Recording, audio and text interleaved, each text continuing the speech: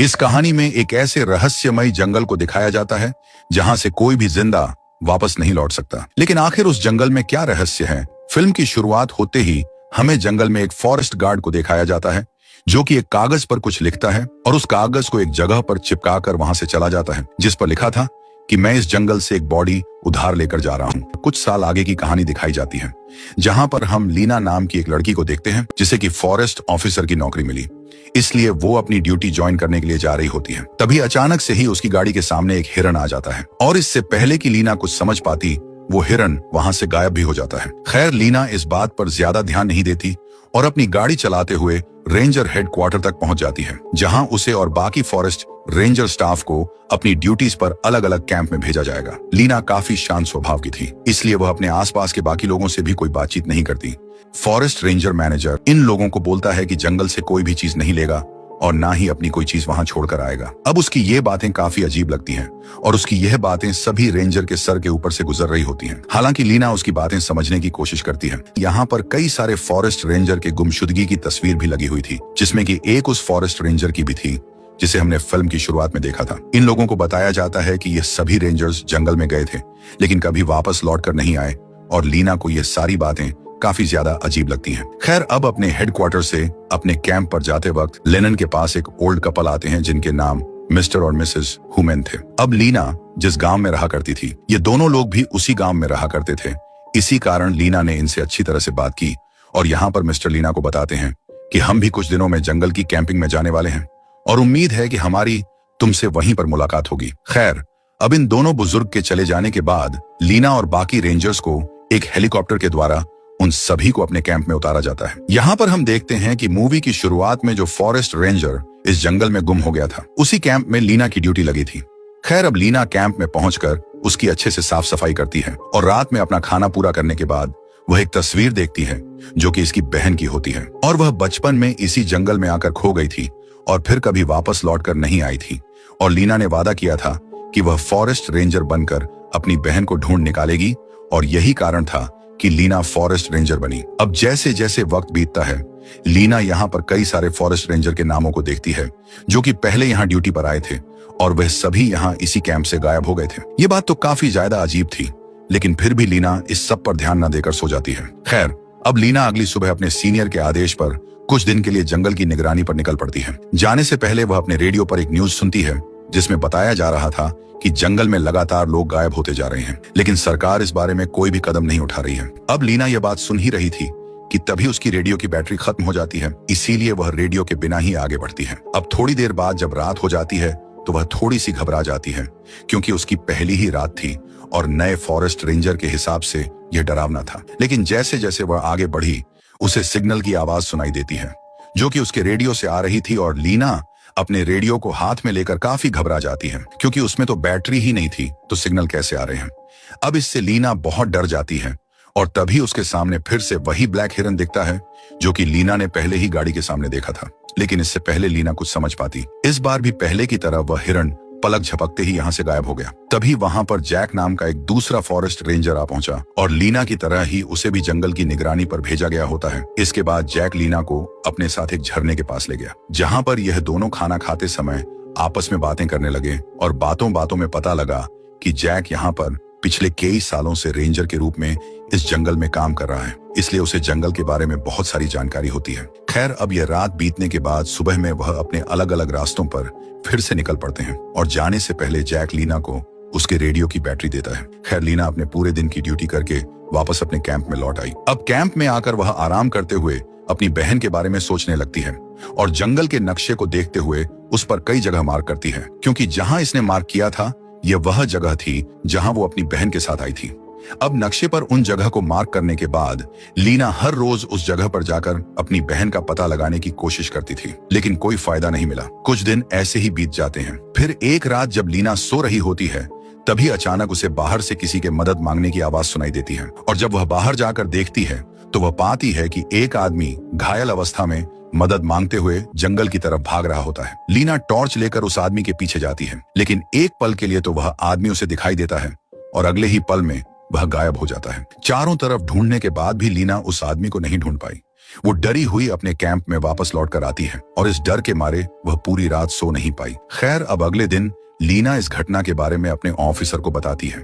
इसलिए जंगल में कई सारे रेंजर्स आकर जंगल की अच्छी तरह से तलाशी लेते हैं। यहाँ पर हम जानते हैं कि वह आदमी यहाँ कल ही अपनी प्रेमिका जैनी के साथ कैंपिंग करने के लिए आया था, लेकिन अचानक से वह दोनों ही गायब हो गए।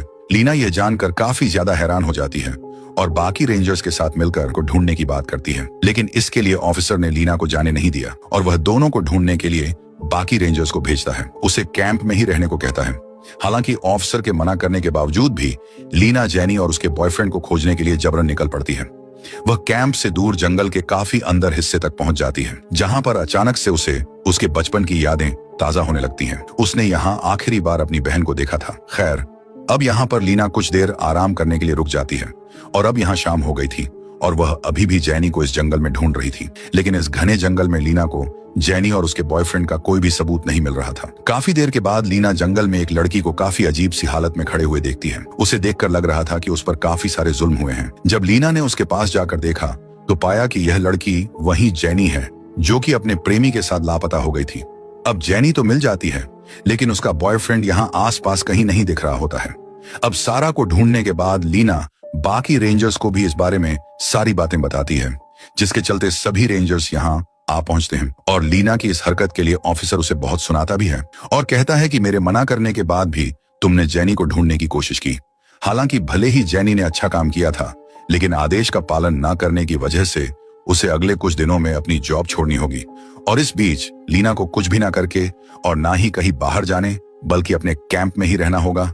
और सभी रेंजर्स भी लीना पर काफी गुस्सा करते हैं, लेकिन लीना कुछ भी समझ नहीं पाती कि आखिर मैंने जैनी को ढूंढ निकाला और शाबाशी की जगह मुझे जॉब से ही निकाल दिया। यह बात वो बिल्कुल भी नहीं समझ पाती। खैर, अब अपने कैंप में वापस लौटने के बाद वो उदास होकर बैठ जाती है, लेकिन अब किसी भी तरह से उसका मन कैंप में नहीं लगता और एक बार फिर से लीना अपने नियम तोड़कर पेट्रोलिंग पर निकलती है तो उसे महसूस होता है कि कोई अजीब साया उसका पीछा कर रहा है। लीना बहुत ज्यादा डर जाती है और जल्दी से अपने कैंप में लौट आती है, लेकिन कैंप के बाहर फिर से उसे वही साया दिखाई देता है। लीना घबराई हुई कहती है कि मेरे पास बंदूक है, मैं गोली चला दूंगी, चले जाओ यहाँ से। और लीना की आवाज सुनकर वह जो भी चीज थी यहाँ से चली जाती है, जिसके बाद लीना को कॉल आया कि जंगल में एक आदमी खो गया है।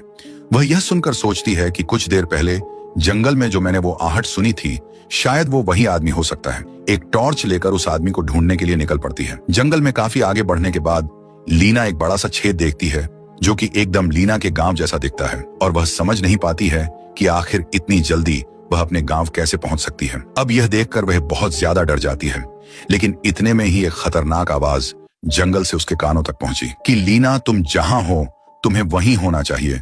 और यह आवाज सुनकर लीना डर के मारे भागने लगी, लेकिन तभी अचानक से उसका पैर एक पत्थर से टकराता है और सर में चोट लगकर वह वहीं पर बेहोश हो जाती है। जब उसे होश आया तो उसके दिमाग में उसकी बहन की एक याद आती है, जहां पर उसकी बहन उसे कह रही थी कि मेरी चीज मुझे वापस कर दो। लीना यह बात समझ नहीं पाती कि आखिर उसकी बहन किस बारे में बोल रही थी। उसे ऑफिसर की वो बात भी याद आती है कि जंगल से कोई कुछ लेगा नहीं और कोई छोड़ेगा नहीं। अब लीना मेंटली काफी परेशान हो चुकी थी और वह किसी भी बात को समझ नहीं पा रही होती है। वह रेडियो से लगातार ऑफिसर से संपर्क करने की कोशिश कर रही थी और तभी उसे पेड़ से खून टपकता हुआ दिखाई देता है। फिर पेड़ के पीछे से जैनी खून से रंगी हुई बाहर निकलती है और जैनी को देखकर लीना बहुत डर जाती है, क्योंकि इसने तो पहले ही जैनी को बचा लिया था। फिर डर के मारे लीना वहीं अपना सिर झुकाकर जमीन पर बैठ जाती है और वहीं सोचने लगती है कि यह सब सच नहीं हो सकता। लेकिन जैनी को उसे यहाँ देखने की एक वजह समझ जाती है कि शायद उसे जैनी को बचाने नहीं जाना चाहिए था। इसने जंगल के नियम टूटे हैं और शायद इसीलिए